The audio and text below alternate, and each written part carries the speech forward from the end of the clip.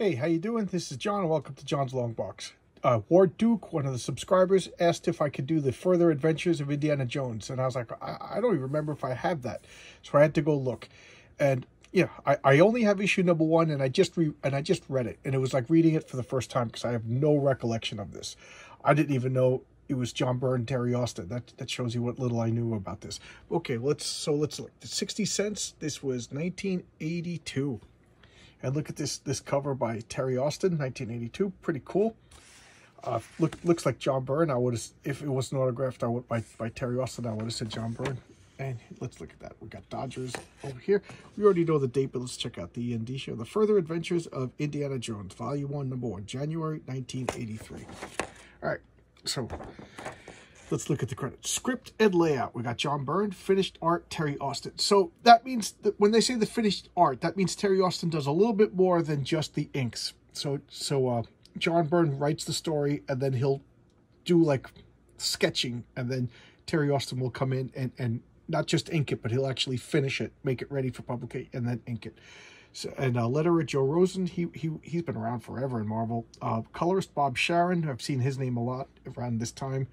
Editor Louise Jones. Okay, Louise Jones, for those who may or may not know, marries Walt Simonson and becomes Louise Simonson, and she becomes a big name in her own right. She becomes the writer for X Factor and Power Pack and a lot of other big hits around this time. So this is when her star starts to rise.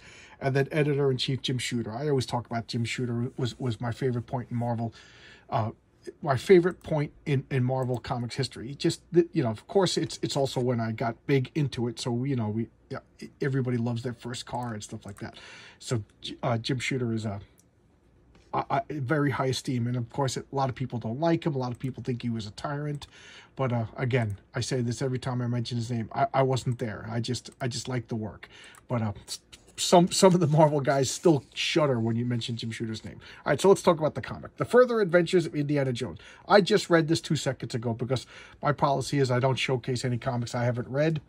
And back when I got this in 1983, I must have read it, put it away, and I got the feeling that I didn't like it because I didn't get any other issues. I only have issue number 1. And I'll talk about that. So here we have, look at this artwork. It reminds me, the decor kind of reminds me of the X Mansion. And look at John Byrne. Look at Indiana Jones over here. He just looks like Bruce Banner. That's not a very good likeness, if you ask me. And then he's just being a jerk. This is okay. I didn't like this. I thought the story was too simple, and I thought the portrayal of Indiana Jones he's kind of a jerk in this. I mean, he's a romantic adventure hero in the movies. You gotta like him. He's a cool guy in the movies, but he's like an arrogant, smug jerk in this comic. So here he is. He's a professor. This is one of his students. And what's he doing? This girl asked for extra credit, so he's whipping a cigarette out of her mouth. What kind of jerk teacher does that? And his what's his name? What's the guy's name? I forget the character's name. You know, the boss extra, so you can consider your extra credit assignment completed. Of course, your A is now an A+. So he whips a cigarette out of her mouth and gives her an A+. He's like, I needed the practice. You could have injured her. They'll throw you in jail. For what? He goes, without risk, there's no point of it all. So you're risking your career. You're risking going to jail so this girl can get an A+. What? I just found that to be jerky. So here, you know, Indiana, if you are popular, yeah, I bring in money to the, he's like, yeah, I bring in money to the school, and I bring in fame and interviews and blah, blah, blah. So you could go around and whip the girl student. I just found this to be just bad. So he's like, I got to go to a meeting. He's like, faculty meeting? No, pistol practice. He's like, I give up, blah, blah, blah, blah. So he's like, here's one of your students. He's like, this kid was a real jerk. He was brash-headed. He was arrogant. The best student I ever had. So they're shaking hands. And then I'm this hand in the thing. And he goes to tell, I got the icons of Ikmanamen. Might as well be nonsense. You know, might as well be Doctor Strange stuff. So as he's showed him the paperwork, he gets stabbed. You know, somebody throws a knife into his back. And he's instantly dead. No blood, instantly dead. And he doesn't rush over to the best student he ever had. He looks out the window and like, he's gone. We'll never find him. Don't bother chasing him. You know, you've outrun boulders, stuff like that. But you know, don't point, don't yell. Grab him or whatever, because yeah, I just find them to be jerks. So now I was looking through the paperwork. Forget the dead body on the ground. He's like, you call the police. I'm on leave of absence. I'm going to go. This is dated by his sister, so she's still there. Just forget about the best student you ever had. And here's the airplane. I would have liked to see the lines, like the classic Indiana Jones when you see him traveling, but whatever. But I got to admit, the art is cool. This is classic John Byrne Terry Austin artwork. Although it's more Terry Austin than John Byrne, it's still pretty cool art. I'm going to take a sip of water. Ice cold water. And here she is. She's dressed like she's out, in a pith helmet, like she's in a jungle. Meanwhile, they're in somewhere in Liberia. I forget the name of the town in Liberia. He's like, how can I forget you? And they're going off and the talk is showing around. And he's, just look at this. The main reason I'm here is to find out why he was killed. They're talking about her brother. And she's just like, oh, look, Indiana Jones here. She's all smart. She just found out her brother was killed.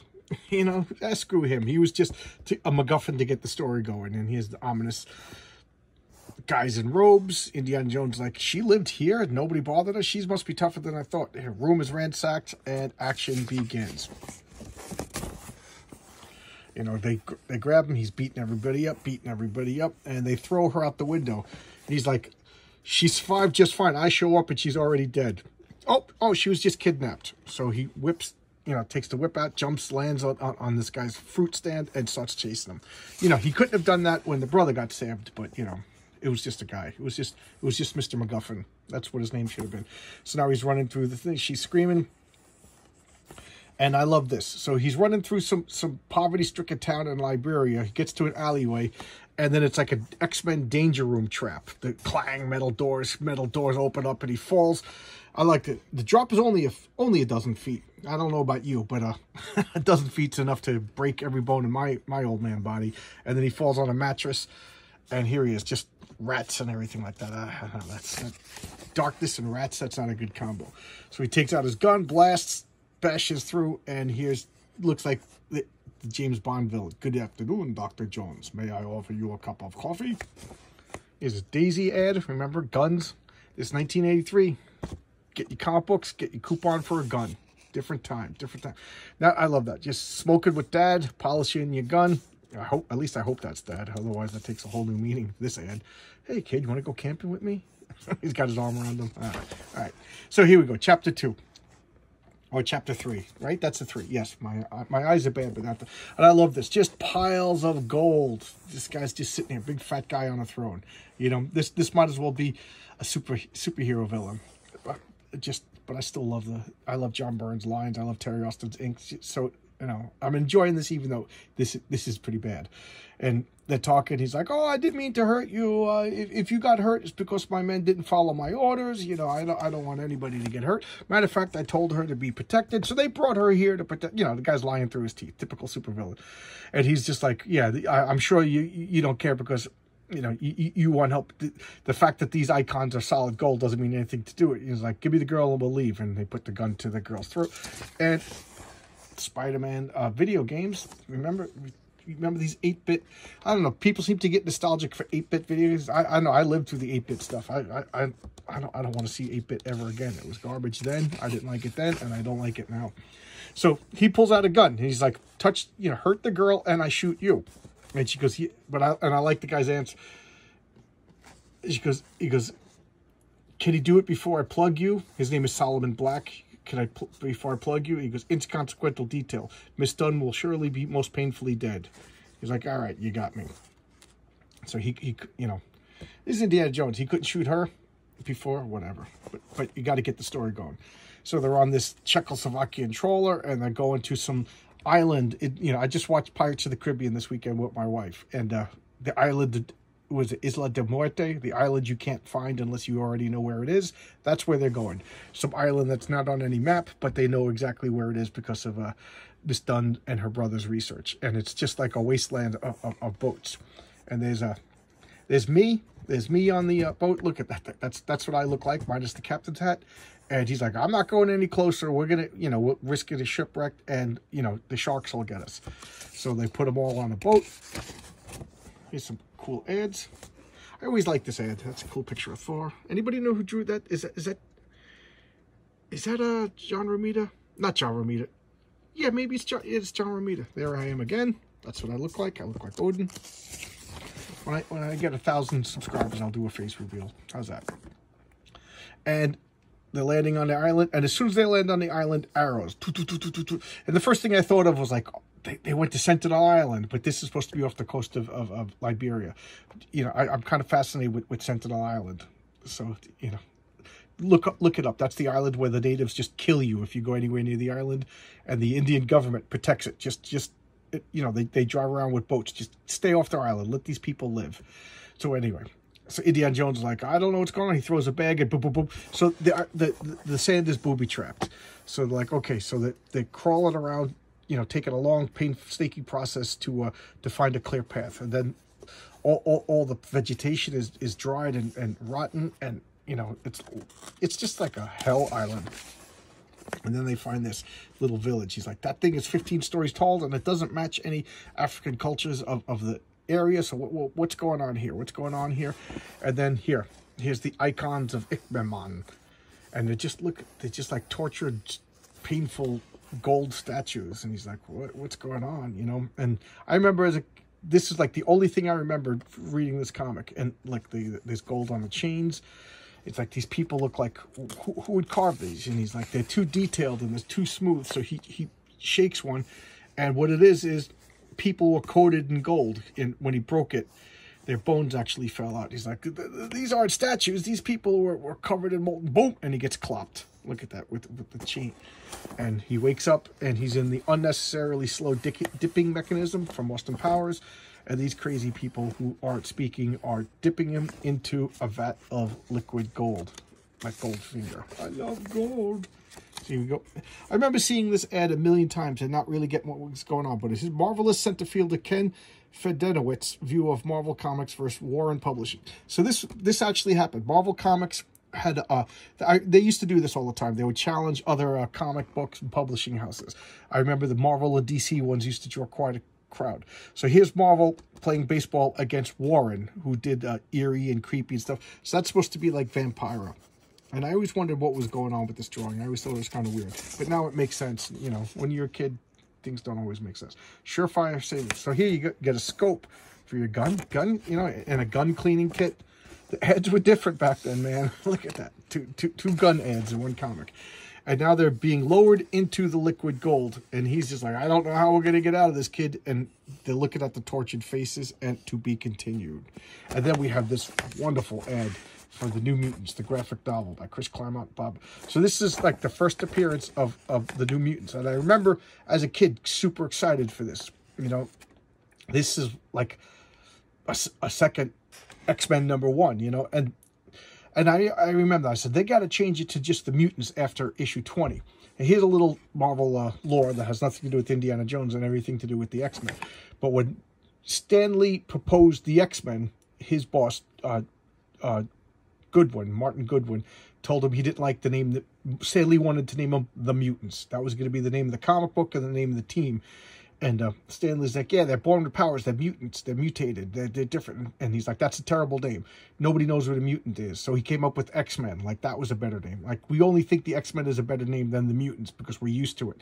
But I think the mutants would have been like a creepier, better name for the X-Men.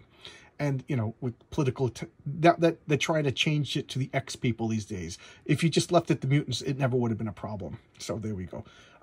I really like this. And I remember arguing with my friend Carl, not arguing, like friendly arguing, like how long before, they can't be the New Mutants forever. So they got to, you know, around issue 20 or so, will they just change it to the mutants? I was excited to find out. They never did. It was always the New Mutants. All right. Oh, and look at this.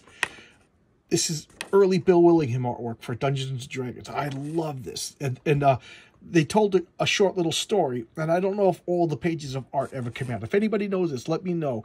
Like, I should go look it up online. Maybe somebody else knows. Put them all in order to read this whole story. But this was so cool. These ads are what got me to be a lifelong Bill Willingham fan. You know, he did the Elementals, he did Fables, some of my favorite comics. So there we go.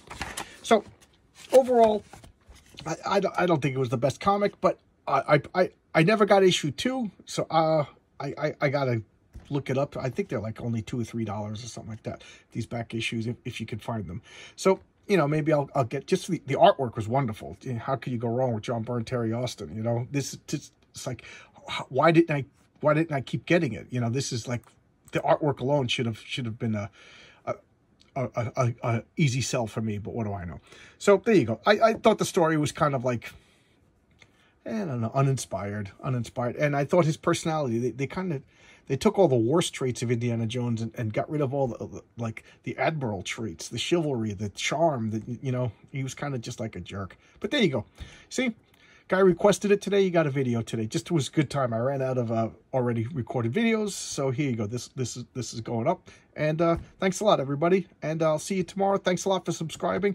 I can't believe I made it to 200. I remember I was at 65 subscribers for a long time, and I kind of was just like, all right, I guess this failed, and I was gonna stop, but I just kept on doing it.